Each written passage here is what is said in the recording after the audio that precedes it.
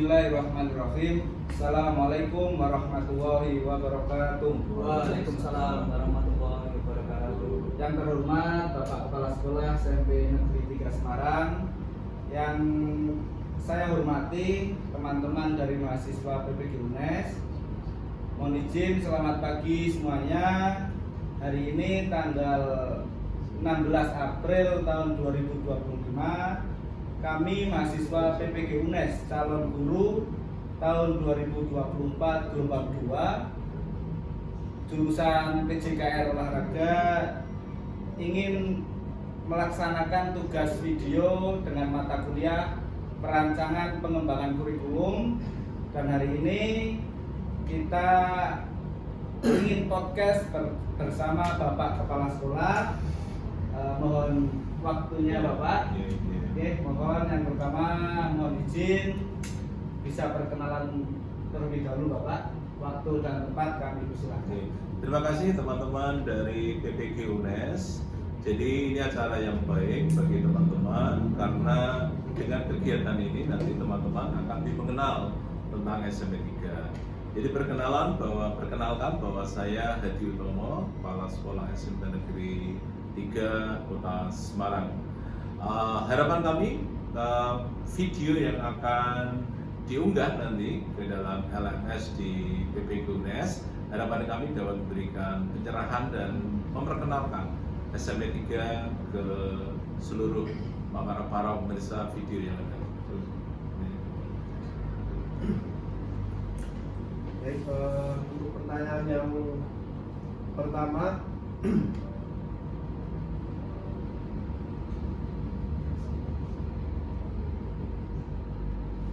apa yang menjadi visi dan misi SMP 3 Semarang dalam mendidik siswa? Jadi gini Mas, jadi visi misi itu kan harus dipahami oleh seluruh warga sekolah.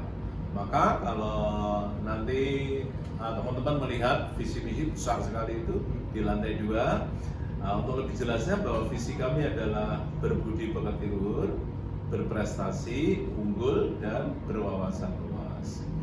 Semua dari visi dan misi yang kami sampaikan ini nanti diterapkan di dalam pembelajaran akademik maupun non-akademik.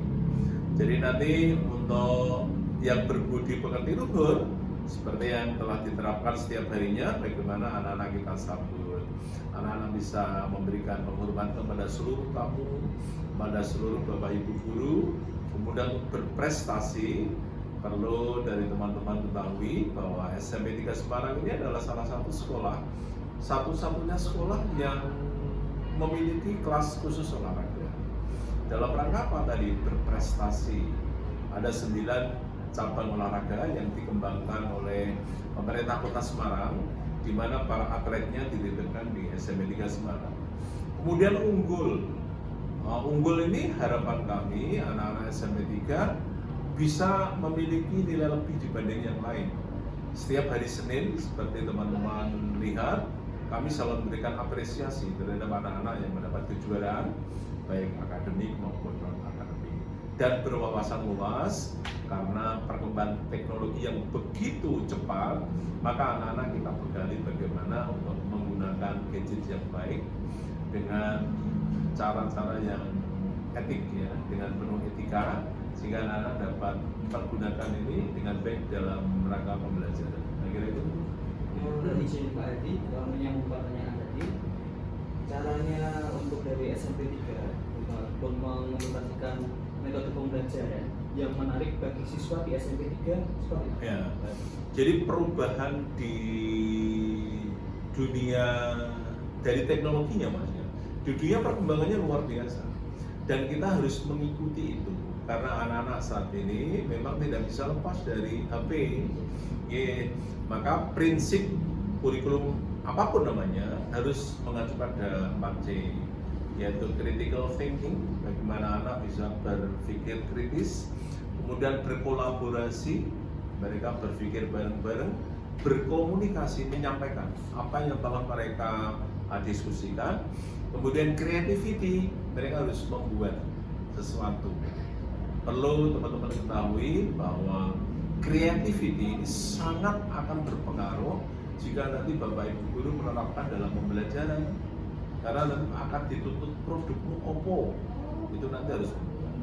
Jadi seorang guru tidak hanya boleh coba kerjakan ini kemudian ditinggal aja. Harus kita berikan pertanyaan pemantik yang meng-create mereka. Ditanyakan, coba misalnya, coba misalnya kamu jadi Pangeran Diponegoro, apa yang kamu lakukan? Mereka berpikir, yo, bagaimana begitu? Tidak bisa langsung kita berikan, tidak bisa. Diberikan pertanyaan pemantik. Bentuknya adalah tadi berpikir dengan kritis. Setelah mereka menanyakan satu-satu, coba anak-anak berkolaborasi, berarti nanti akan berkumpul. Yuk jawab bareng-bareng, yuk kita cari buku sumbernya, cari bareng-bareng. Wah aku ini yang perlu itu, aku ini. Walaupun mereka tidak harus betul, bisa salah. Dikumpulkan, setelah dikumpulkan nanti harus proses komunikasi ada dari masing-masing kelompok di kelas. Coba dibacakan anak-anak apa hasil di grup 1, di grup 2, di grup 3. Ini penting, jangan ditinggalkan.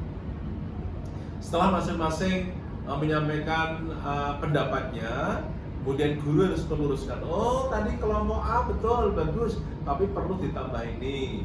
Kalau sudah mendapatkan kesimpulan dari tujuan pembelajaran saat itu, anak-anak harus membuat karya dalam bentuk tulisan. Oh, ternyata Pangeran Diponegoro itu begini, kita harus begini dan sebagainya. Harus disampaikan ini. Kemudian teman-teman, kita memiliki Pak Menteri Pendidikan Dasar dan Menengah yang luar biasa yang telah menerapkan 7 kebiasaan baik Indonesia. Ini sangat-sangat sesuai dengan perkembangan dari anak-anak, di mana mereka harus kita latih bagaimana bangun paginya. Anak-anak yang mengenal HP, kalau tidak dikendalikan, maka tengah malam sampai jam 1-2 mereka masih main. Kalau suruh bangun pagi, pasti tidak bisa bangun pagi. Kemudian orang tua harus ngajarin beribadah bareng-bareng. Yuk kita sholat subuh yuk.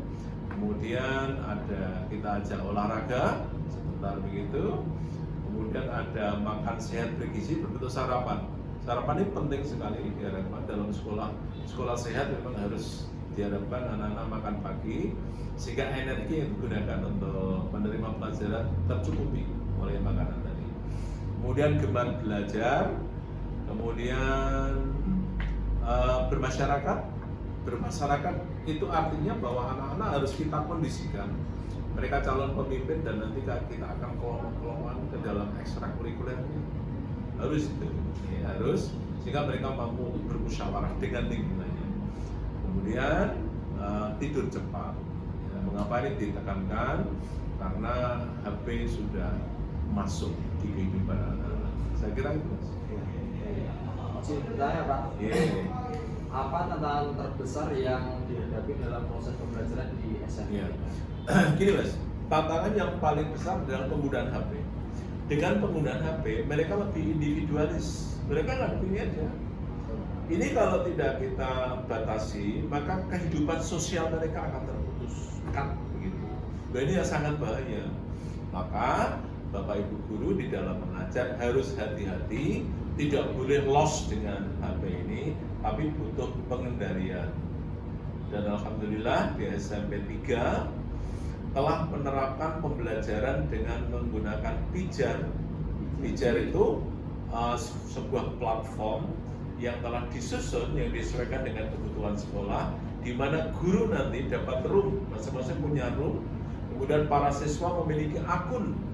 Ketika nanti guru masuk di situ, tinggal berinteraksi. Anak-anak tolong tugas ini dikerjakan. Atau misalnya yang sering kita gunakan teman-teman, ketika guru tidak masuk, tidak boleh hanya menyerahkan, ya dikerjakan nggak boleh.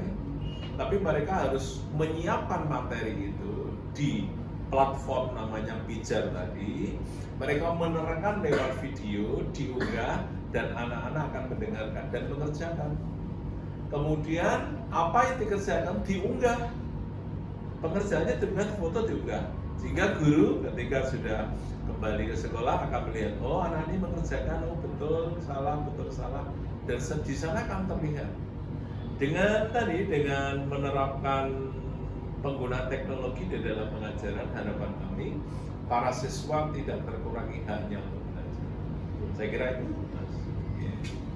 Maaf, yang terakhir, pertanyaan terakhir dari saya, apa harapan Bapak untuk masa depan SMP Negeri 3 Semarang? Ya, harapan kami dari anak-anak yang ada di SMP 3 tentunya karena mereka pelajar, mereka harus cerdas dalam menangani kehidupan di sekelilingnya. Karena 10-15 tahun yang akan datang, anak-anak yang kelihatan culun ini nanti dalam waktu 10 tahun mereka akan menjadi seorang pemimpin. Bisa teman-teman lihat kalau dalam alumni, kalau mereka ada pertemuan, jadi kan orang-orang hebat semua ini yang datang yang luar biasa. Itulah yang kita harapkan, yaitu mencerdaskan kehidupan bangsa. Kemudian untuk mencapai itu anak-anak harus berkembang potensinya sesuai dengan tujuan pendidikan nasional. Dengan cara apa? Pemberian materi akademik dan non akademik. Ada intrakurikuler, ada co-kurikuler, dan ada ekstrakurikuler. Yang semuanya harus dikembangkan. Kemudian karena manusia itu tidak bisa berdiri sendiri, tidak bisa aku nanti dewi nggak bisa. Tentunya harus ada Tuhan, ada Allah di sana. Anak-anak kita perkenalkan dengan cara beribadah. Kemudian ada kalender pendidikan yang mengatur kapan mereka akan melaksanakan ibadah. Kemudian melaksanakan hari-hari besar agama dalam rangka tadi untuk memberikan anak-anak agar bisa beriman dan bertakwa. Kemudian berdemokrasi, ya ini sangat penting. Maka setiap tahun ada program yang telah disusun oleh kesiswaan, pemilihan ketua OSIS, pemilihan wali kelas, pemilihan pengurus kelas. Nah, dalam rangka memberikan pencerahan pada anak-anak, oh ternyata di dalam organisasi itu ada bagian itu. Gitu. Yeah. Oke, mungkin itu Bapak. Sedikit pertanyaan yang bisa kami tanyakan. Terima kasih atas waktu dan informasi yang sangat berharga ini. Semoga SMP Negeri 3 Semarang kedepannya semakin berkembang. Sukses tentunya. Oke, mungkin itu Bapak yang bisa kami tanyakan. Sekian podcast dari kami, kurang lebihnya mohon maaf. Assalamualaikum warahmatullahi wabarakatuh. Ada tambahan ya Mas, ada tambahan. Jadi karena teman-teman ini biaya oleh negara, jadi untuk menjadi guru ini PPG calon guru memang diharapkan menjadi guru-guru yang profesional dan telah membutuhkan biaya banyak. Tolong partisipasi dari teman-teman ketika nanti ada di sekolah tidak boleh pasif. Harus mendidik anak-anak, mendampingi anak-anak untuk anak-anak menjadi sosok yang memiliki potensi yang hebat. Karena mereka adalah calon-calon bangsa. Oke, didik mereka dengan baik sehingga negara kita nanti bisa berbicara di antara negara-negara di dunia. Baik, saya kira gitu. Sukses teman-teman ya. Terima kasih Bapak.